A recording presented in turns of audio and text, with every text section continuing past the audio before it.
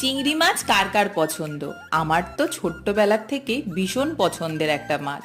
আর সেই মাছটা যদি হয় লাউ পাতায় দেওয়া, তাহলে তো আর কোনো কথাই নেই। হঠাৎ করেই মার কাছে আবদার করাতে এই লাউ পাতায় চিংড়ি মাছের ভাপাটা মা কিন্তু করেই ফেললো শেষমেশ।